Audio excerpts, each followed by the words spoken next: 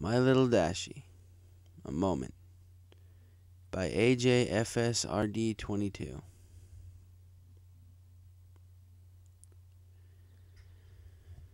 It's been a good number of years. Heck, it's been almost a decade now that I think about it, since my daughter, Dashie, was called back to fulfill her role amongst the keepers of the elements of harmony.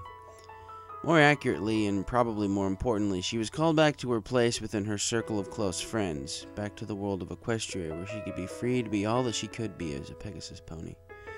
It used to be that, confronted with such a saddening departure, I would have collapsed into a state of utter despair. However, that was just the type of thing that having Dashie in my life for 15 years had cured. Her presence and the love that we shared as father and daughter transformed me from an indifferent, discontented everyman into a more cheerful, more involved, and ultimately more optimistic human being. This isn't to say that her disappearance from my life didn't hurt, but I didn't let it fester. I've been able to move on with my life, as I know she would want me to do. That all being said, some of the details remain the same as they were. I'm still living outside of town in the place where we spent our last years together. The landscape out here is so pleasantly rustic that, even were it not rife with memories from my time with my daughter, I wouldn't want to leave. My employer is the same, though I have managed to step up the career ladder a bit. I still live by myself, but that doesn't mean I'm still alone. I've made some good friends since Dashie left, something else that I owe to the power that she's had on my life. I haven't settled down with anybody as of now, though that doesn't necessarily mean that I've closed myself off to the idea. What I have decided, however, is that I will simply handle the possibility if and when it arises rather than try to force it. It helps that my time with Dashie already provided me with one of the best family experiences almost anyone has ever had the luck to live through. In any case, I take things here one day at a time.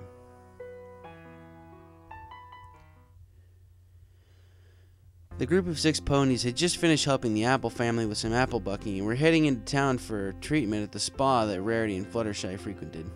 Since the time she had driven herself ragged trying to handle the whole orchard alone, Applejack had allowed her friends to come help out each year. Of course, all the extra pony power meant that things got done quickly enough to allow for some horseplay. The usual scenario involved competitions between the 2 ponies to see who could buck a certain number of trees faster than the other. The only rule was, as Discord once said, no wings and no magic. Fluttershy typically remained on the sidelines, supporting both contenders with her quiet cheers. Applejack and Rainbow Dash were now engaged in friendly banter over the recent running of the leaves, which Applejack had won. You got more corners than I did this year, Applejack. Next time, I'll run on the right. Whoa there, Dash. I think we've gone over this one before. There's an equal number of turns heading both directions. Don't try to blame the road for your own slowness. Oh yeah? Well, your curves were longer, so you were still inside more. You just keep telling yourself that till next year comes around, if it makes you feel better. The 2 of them were typically the ones vying for the top 2 positions, though sometimes Twilight Sparkle gave them a run for their money. Each year, the duo vowed to try the whole pacing thing that Twilight always pulled off so magnificently, but each year it just evolved into an all-out run the whole way. The 2 unicorns chatted about spells. Rarity rarely took the time to read spell books, being much more inclined to peruse fashion magazines, or, if she really had some downtime, to indulge in romance novels. Thus, Twilight was her main source for any new magic. Oh, and I know you'll love this one, Rarity. I was looking through my book of weather-related spells, and... Rarity whispered urgently. I'm not sure if I really want to bother with those kinds of spells, Twilight. Or perhaps you've forgotten about... No, I haven't forgotten, thank you very much. Now, if you'd just let me finish... Anyway, I was looking through that book, and I saw a spell for waterproofing your coat for a couple of hours. I couldn't help but think of that time when you and Applejack got stuck outside in that storm and decided to weather the night out at the library with me. Even so, if you do get caught outside in a storm again, you won't mess up your styling as badly.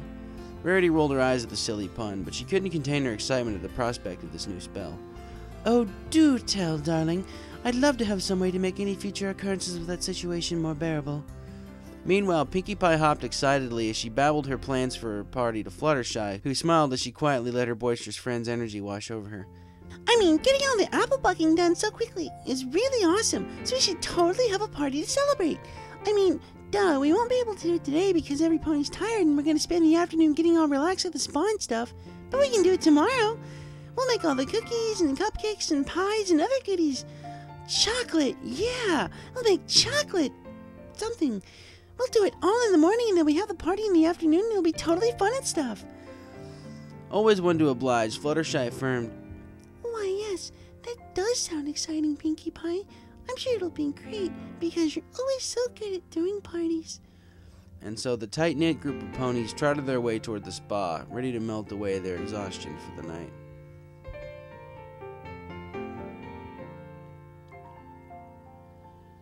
I made the decision about a month ago to do something I hadn't done since shortly after taking Dashie into my home and my life. I went back to Season 2 to watch Friendship is Magic through the rest of its run. Part of the decision involved nostalgia for the feelings I used to get from watching the show, but another bigger part was a desire to see what my daughter was, or is, I'm not really sure how that works, doing in her current life. I'm near the end of Season 6 at the moment. The main 6 have had so much fun and so many wonderful adventures together. I'm glad to know that Dashie is having such a blast.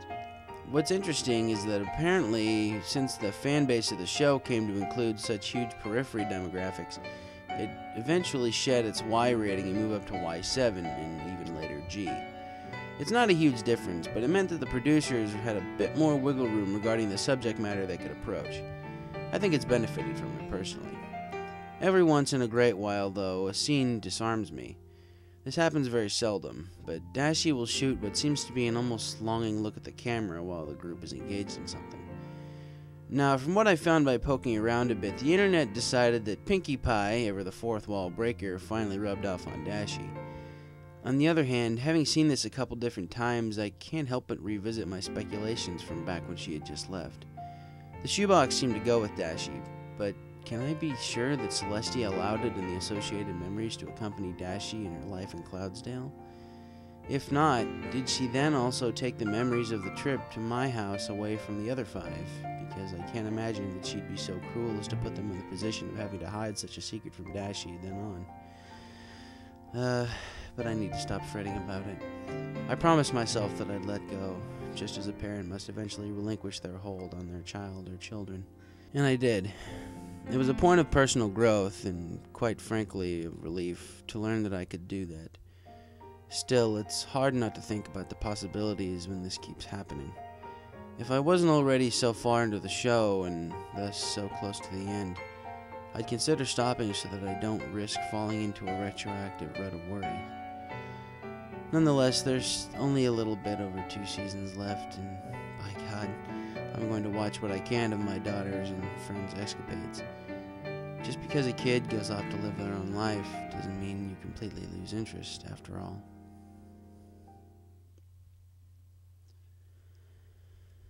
As planned, the friends let their worries escape through the massages, steam, and other means of relaxation offered them at the spa.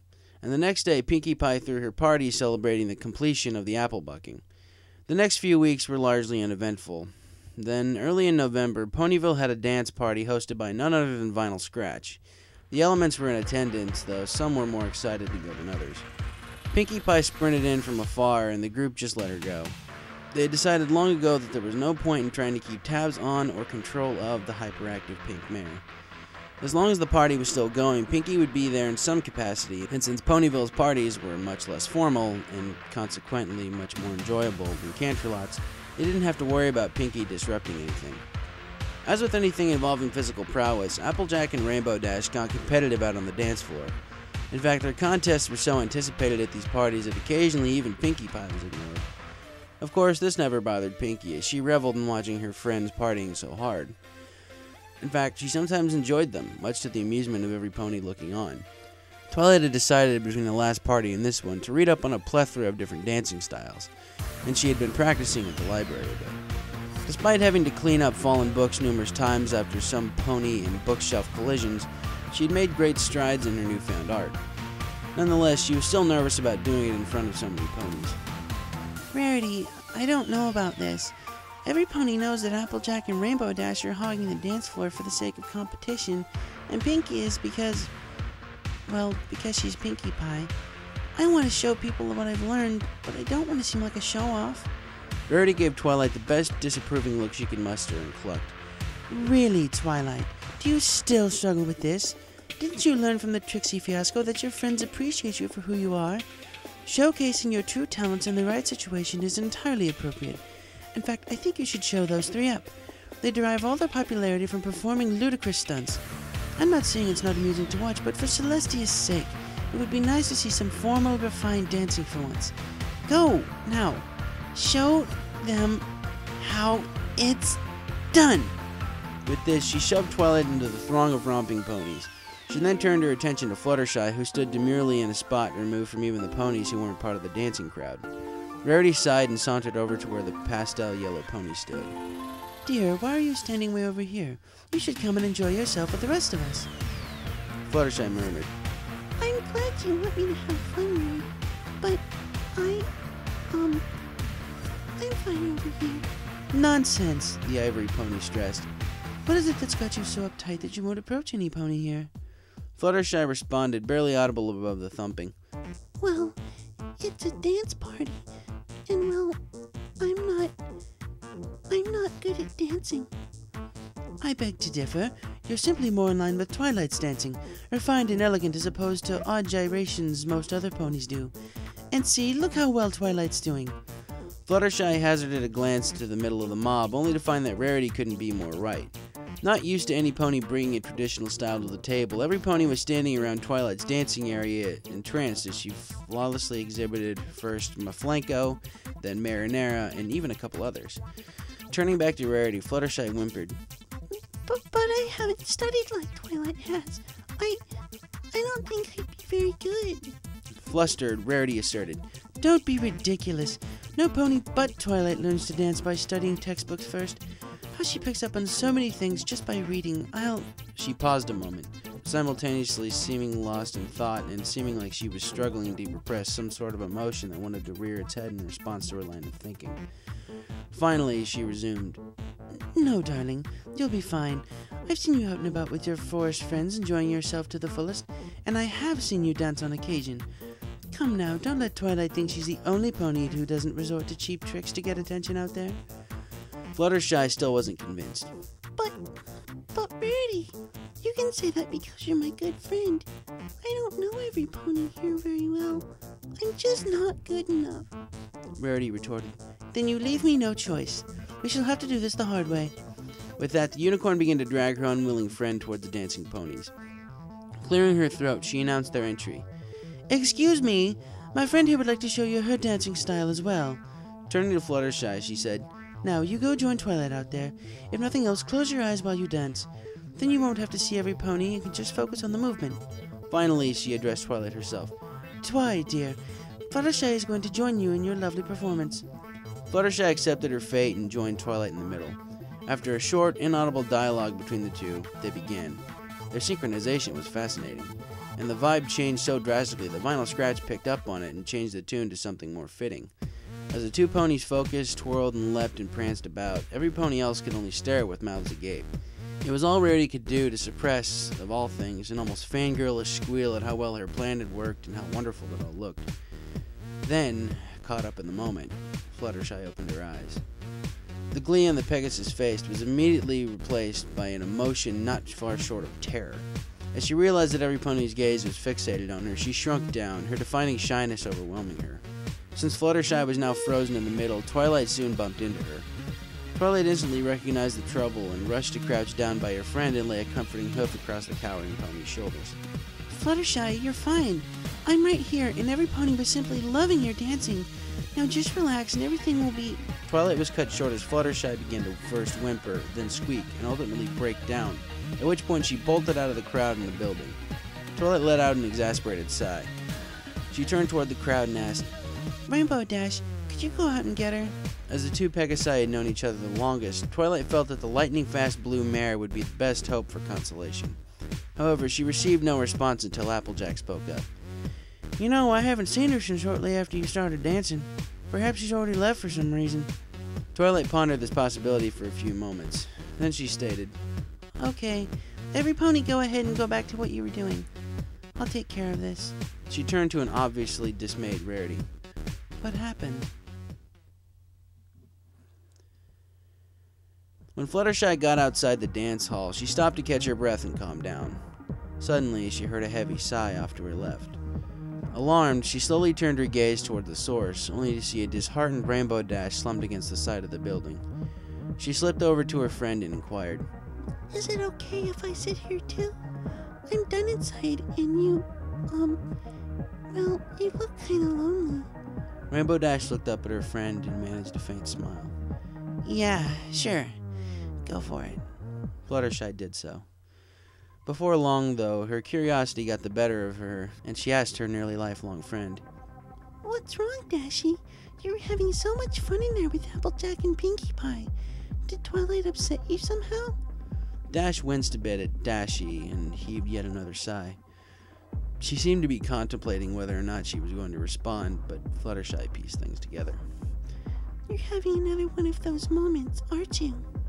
The party set it off, didn't it? Dash looked at her friend with such a gloomy expression that Fluttershy thought she might cry. Yeah. Fluttershy wasn't sure how to proceed, so the two sat in silence for a little while. In the absence of more cultured dancers, Vinyl Scratch had switched the playlist back to something with a driving beat, the low booms of which seeped through the halls. However, this somehow seemed to exacerbate the silence. Shortly, Twilight Sparkle came outside. She stopped to survey her surroundings and presently saw her two Pegasi friends.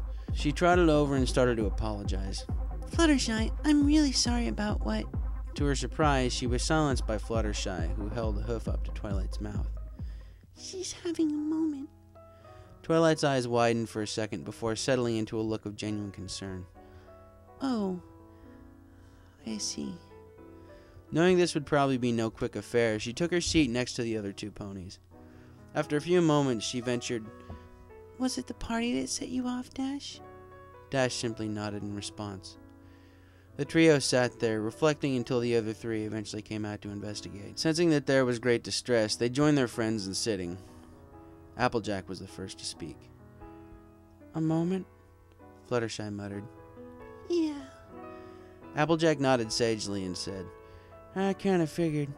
After we stopped to watch Twilight dancing, she gave off one of those meaningful looks to no pony in particular, and she left not long after that. Every pony knew what Applejack meant by meaningful looks.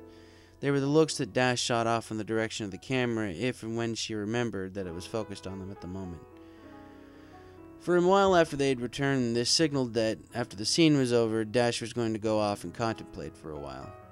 However, she had eventually grown to take these moments in stride, and for the past few years, the looks were all she did.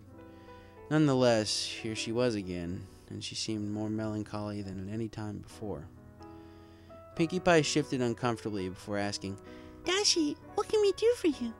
It hurts us all to see you all sad and mopey and stuff, especially when you should be having lots of fun like tonight. I'm glad this hasn't happened in a really long time. Like, I can't even remember the last time it happened. But it can't go on forever, you know. Besides, I thought you said you were too tough to let it keep a sporty pony like you down, so what happened? Dash smiled a little. Pinkie was the only one who could get away with calling her Dashie without triggering some sort of negative emotion. It was probably because she was so carefree and excitable that it was hard to picture her not saying it, at least sometimes. With the most positivity she had shown since coming outside, she explained, There's not really anything you can do except to keep being the awesome and supportive friends you are. Besides, it can't and won't go on forever. Like you said, I've just sort of powered through a lot of the scenes I remembered watching at home. This time hurts more than the others, though, because for this scene, I remember thinking more strongly than at any other time that I'd like to be here in this world. Realizing what she was implying, she added, I still am glad to be here, and I know that this is where I belong. It's just that I can't help but think of him when we get to these situations and hope that Celestia let him keep my note and photos for remembrance. Twilight spoke up. Actually, Celestia just talked to me about this recently, and yes, she did let him keep that stuff. Dash's ears perked up, and her expression instantly transformed from one of sorrow to one of excitement. Twilight continued. She said that she didn't really want you to know at first, fearing that it wouldn't help. She thought it would only lead you to get worried about if he still remembered you, or worse, if he's even still alive. Dash's face changed again. this time to shock as she contemplated the full implication of the Purple Mare's words. Though Twilight didn't seem to be done speaking, Dash burst out. Oh, Celestia, I didn't even think of that. Our 15 years there were only 15 days here, and it's now been years here. Turning now toward her friend, she pleaded, tearing up. Why in Equestria would Celestia tell you this now? Why would you tell me now? Twilight had not anticipated being interrupted, so she had to pause for a moment to recollect her train of thought. Because time isn't static between our worlds. At this, every pony looked at Twilight and elicited a mutual, Huh? Twilight nodded, her voice gaining some confidence. Yes, Celestia told me that a day here isn't always a year there. She apparently was curious about herself and tested out the parallel with some magic items that indicate their age. She found that though she kept sending them over for a day of our time, they kept coming back at different ages.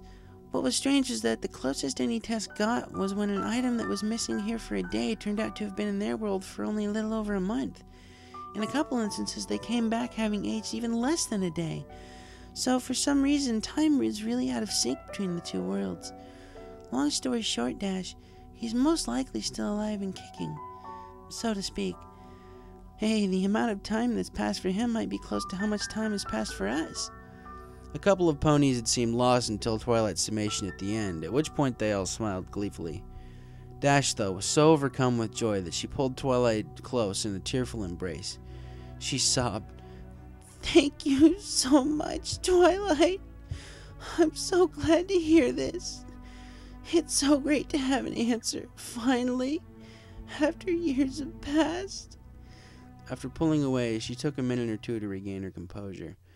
Then, sniffing, she playfully added, By the way, no pony hears about this, understand? Otherwise, beware the rainboom tackle. The others laughed, though Pinkie interjected, Oh, that sounds kind of fun. Facing 5 death glares, she simply replied, What? That doesn't mean I'm going to do it. Jeez, give me a break. Remember, I don't spill the beans. Forever. Twilight winced briefly, but then they all resumed laughing, their mirth echoing into Luna's enchanting night sky.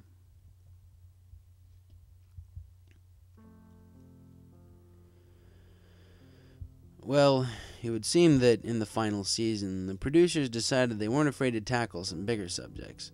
One episode in particular, however, was of interest to me. It focused on the effect that parents have on their fillies' lives. I was psyched up over the chance to see Dashie's real, or at least biological, parents. They started out with Twilight's parents. Ever doting, they made sure to send her to the best schools. Maybe if they were lucky, keeping her highly educated and developing her magic skills could get her into Celestia's School for Gifted Ponies, thus ensuring good job placement and the opportunity to experience the indulgences of nobility. Pinkie Pie didn't have too much extra family history to share. It had been established back in Season 1 that they had been rock farmers for quite some time. Indeed, she would have mindlessly continued on in the same drab tradition had not Dashie's other sonic rainboom illuminated the sky and introduced Pinkie to the feeling of joy. After she introduced her family to the concept of parties, they normalized. They began to farm things that actually made sense. The show never really went into what value they had gleaned from the rocks, and their continued work ethic in support of Pinkie's newfound friskiness made her into the hard-working baker she was. I couldn't help but chuckle at the whole before and after aesthetic of Pinkie's family. It reminded me too much of my own before and after with regard to Dashie coming into my life. Applejack's parents lived off in the town of Hoofton. Like the rest of the Apple family, they were down-to-earth, hard-working ponies whose passion was providing the masses with a variety of appletastic treats, as Applejack once said. They raised Applejack up for her first years just to be as diligent as they were. However, after a couple of years of light drought and underwhelming harvests, they decided to have her and Big Macintosh stay with Granny Smith up in Ponyville. The next few years were rough times for them, but Applejack kept in touch and made sure that they knew how well she was doing in Ponyville. Later on, since Ponyville seemed to be such a wonderful fit for their first daughter, Mr. and Mrs. Apple sent Apple Bloom to join the crew up at Sweet Apple Acres. Fluttershy's parents were fairly quiet Pegasi. They mostly kept to themselves when they weren't off at work. On top of this, they homeschooled her for her first few years of school. Eventually, they decided that as much as they loved their daughter and wanted to shield her from such things as bullying and name-calling, it was time that they let her learn to socialize with other ponies her age, if only so that she could function in society. However, they also knew that she needed to know how to fly sooner rather than later, particularly if they wanted to ward off the teasing they were so paranoid of. So they sent their shy daughter to summer flight camp, where she not only learned how to fly, but also met Rainbow Dash and earned her cutie mark. Relieved that their daughter had found her place in the world, they worked to make sure she kept up in school and encouraged her friendship with Rainbow Dash. Rarity's parents were originally from Manhattan, as their daughter would eventually aspire to be. They were designers. However, they weren't involved in the highest circles, and so, mercifully, were spared the outright snootiness characteristic of the cream of the fashion crop. Eventually, they decided to try their luck in a more rural setting, hoping their lively trends would catch on somewhere that hadn't seen such style before. Business turned out to be a moderate success there, but it was nothing spectacular. Nevertheless, they raised Rarity with a good fashion sense and just enough perfectionism to make her a great designer. Their sensitivity to the budgets of the folks in Ponyville lent strength to Rarity's belief in generosity, something she would go on to retain for life. After she acquired her cutie mark and learned how to frisk up jewels, her parents found that she actually surpassed them in design, and after a few years and some discussion between the two of them, they decided to head back to Manhattan and allow Rarity to establish herself as the go-to fashionista of Ponyville. As with the Apple family, they later sent Sweetie Belle over to appreciate the more casual nature of life in a smaller town. I was intrigued by all these pony stories, but by the end of Rarity's, I was almost overflowing with excitement for Rainbow Dash's story. However, she seemed rather indifferent about telling her story. Assuming it was just her usual stubbornness toward being sentimental, they prodded her into sharing, citing how unfair it was that she be the only one not to tell. She finally relinquished, and what I heard next made me cry. Dashie's mother, White Cloud, worked at a weather factory, much like her daughter eventually would. Her father, Lightning Dash, however, was a racing Pegasus. In addition to the annual Best Young Flyer competition, Cloudsdale always had an annual Caper, Cloudsdale Association for Pegasus Equestrian Racing race. Dashie's dad was the favorite going in, having finished first the previous year and in the top 5 the 3 years before that. That particular year, when Dashie was only 1 year old, the top competitor was a burly Pegasus named Strong Wind. The race went on, for the most part, without any issue. Then, toward the end of the race, Dashie's dad and Strong Wind were neck and neck over a particular stretch. Much like the race Dashie had with the arrogant young colt in the episode in which the stories of the main six's cutie marks were told, there were numerous turns and rings to fly through in these races. The particular stretch they were on was over open terrain, and it angled downward toward the next ring. Lightning and Strong Wind bumped each other back and forth competitively as they flew. This was nothing new, but what happened next, no pony could have foreseen. Right as they got to the ring and were about to make their turn, Strong Wind's bump caught Lightning the wrong way, and his wings cramped up. Later investigations found that he had been struggling with recurring wing cramps on and off since the previous year's race, but he had assured his wife and coach that he hadn't had them for a couple months prior to the race. In any case, he plummeted. There were rescue ponies stationed around the track in the event of something like this, ready to go after any falling Pegasi. However, that ring was lowest on the track, and Lightning was one of the fastest Pegasi in all of Cloudsdale. His flight speed before the cramp, coupled with the gravity and his poor positioning, bode poorly for the stallion. Strong Wind didn't notice his opponent's descent at first, but by the time he did, he was too late. He dove after his longtime rival, hoping by some stroke of luck to be able to catch up. This wasn't to be, but he could hear his friend's words rush up around him as he flew. "Tell White Cloud I love her. Strong Wind. Tell her to tell Rainbow. I wish I could have been there to watch her grow up." Strong Wind blinked away tears as Green rushed up to meet the pair and made a thud sound with Lightning's body. White Cloud was heartbroken when Strong Wind delivered the news. Caper officials had wanted to do it, but Strong Wind didn't back down. He felt it would be better for her to hear it from one of Lightning's good friends than to feel it was an impersonal affair. Caper was disbanded within the next year, as no pony wanted Cloudsdale to experience such a horror ever again. In honor of her husband, and since Rainbow Dash was still such a young filly, White Cloud added Dash to her tiny daughter's name.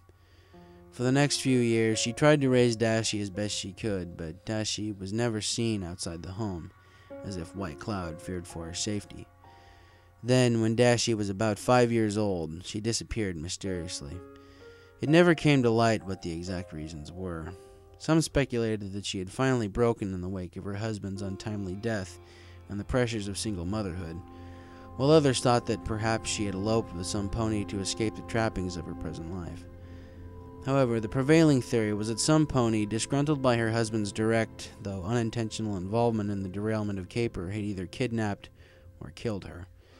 In any case, she knew what was to transpire ahead of time, for she left Dashie in a cardboard box in Fluttershy's neighborhood, knowing the neighborhood to be full of good families like Fluttershy's that simply said, "Give to good home." My blood froze in my veins. I couldn't believe what this meant. She was sent to me after a traumatic childhood. It's as if some divine power had insisted that if Dashie was to have to spend 15 years outside her world, they were to be spent healing her from the misfortunes of her early life. Suddenly, my time with her seemed that much more precious, because I had been tasked with helping her grow into a normal mare. I had to imagine that she was sent over with a clean slate of memories, though, or she would have remembered something about ponies, if only her mother. Yet her basic understanding of the world and how to move and function had remained unimpaired. The circumstances of her trip here continued to astound me. In any case, Fluttershy's family was the first to notice the box.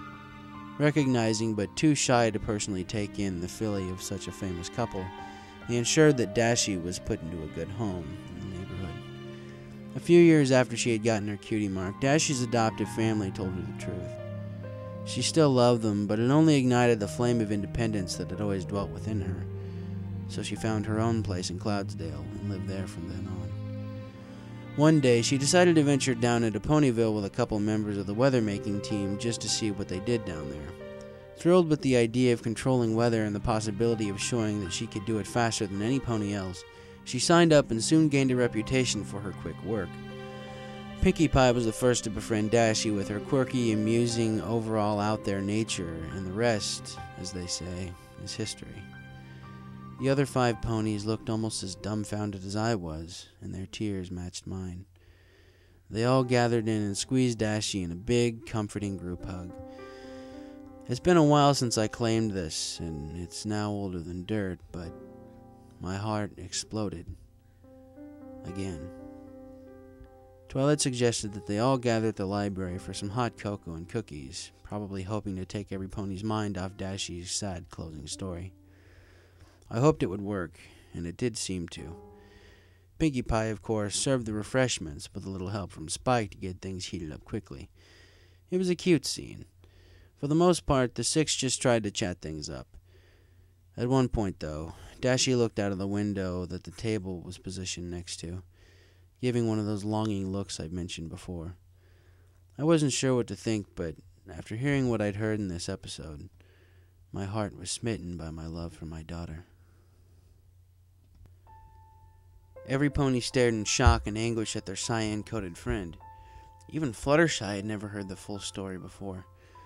The group was marked by a stunned silence, broken only by occasional quiet sobs or sniffles. Rainbow Dash herself simply stood where she had been the whole time, looking forlorn. Pinkie Pie spoke up first, unable to stand so much prolonged sadness. Every pony gather here by Dashie. Now! We need a group hug, stat! No pony objected to the motion, and they all rushed their friend and swept her up in what may be considered the most heartfelt group hug they had ever had. They let both the physical and the emotional warmth last for a while before finally releasing. Dash sniffed. Thanks, guys. It's never really bothered me all that much, but I've never had to tell any pony about it before. Twilight decided to take action. Hey, every pony. Since it's so chilly and snowy today, how about we head over to my place for some cookies and hot cocoa? Every pony figured this would be a good way to relieve the tension that had built up over the course of Dash's story, and gave their assent.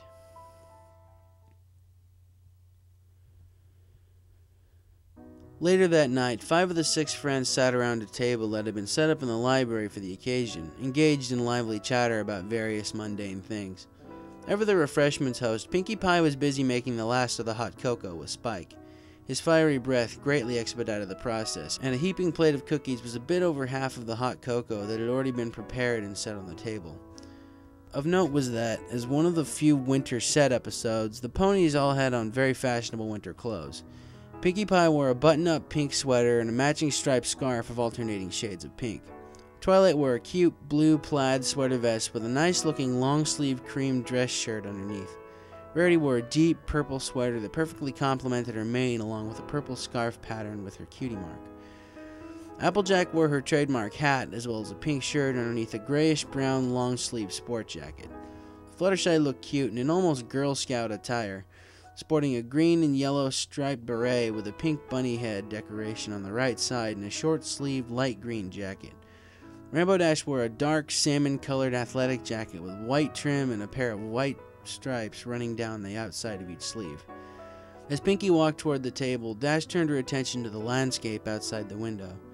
She turned back towards the group once she was addressed, but then refocused on the same spot through the window. Applejack whispered to Rarity, "Do you suppose she's having another moment?" Rarity returned just as quietly, "I don't know."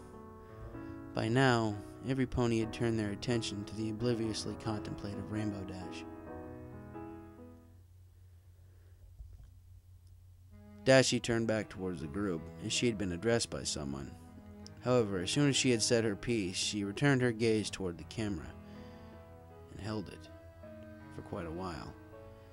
I noticed Applejack and Rarity whispering to each other behind Dashie, but after that, there was only silence as every pony quietly observed her.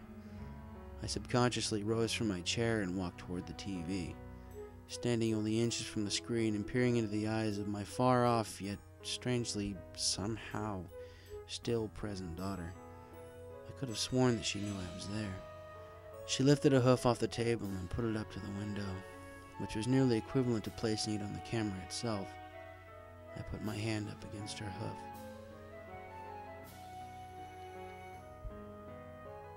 Unaware of all the attention directed at her, Rainbow Dash slowly lifted a hoof off the table and pressed it against the window. "What is it, Rainbow Dash?" inquired Twilight behind her. Dash sighed.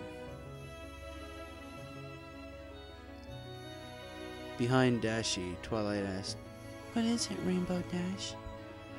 My Dashie only sighed as she continued to hold her hoof to my hand and looked directly at me, and said, "I know you're out there somewhere, Daddy, watching me. And I want you to know, I love you, Daddy." I felt a rush run through me unlike anything I had ever felt before. It was like warmth, relief, bittersweet joy, and a lot of other stuff I couldn't even describe to you all mixed together. I fell on the floor. I was so taken aback, so flabbergasted by what had just happened that I had no other reaction other than to fall flat on my bum. However, this was soon followed by the turning on of a faucet, too, actually. All these years I had wondered, had hoped, had speculated, but never with any answers. I needed to shove all these thoughts to the back of my mind, for I felt I would never get any resolution from the questions they contained.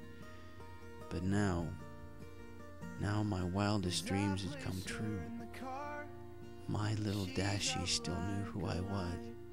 She still loved me, and she was still my daughter. There wasn't really anything else I could ask for. I had no regrets anymore.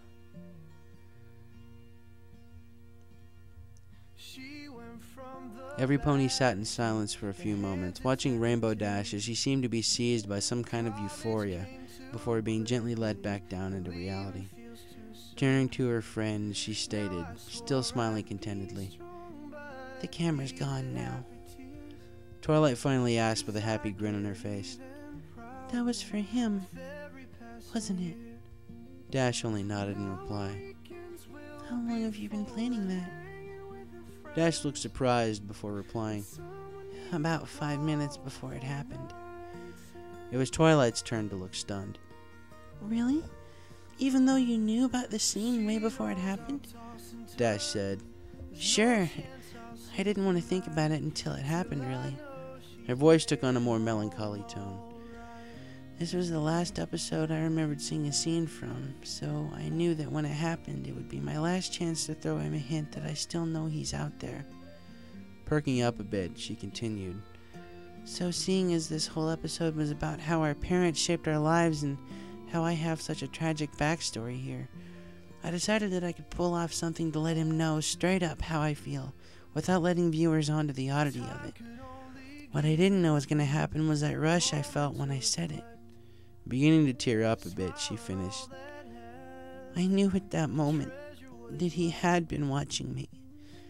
And I had this brief vision of him standing there with his hand on the screen where my hoof was. At this point, she broke down into sobs, which her friends could only do so much to quell.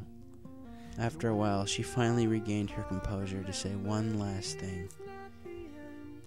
Even though it may have been brief and hard to let go of. Even though it may have been brief and hard to let go of. As a father and daughter, one more time we had. As a father and daughter, one more time we had a moment. Let's go home.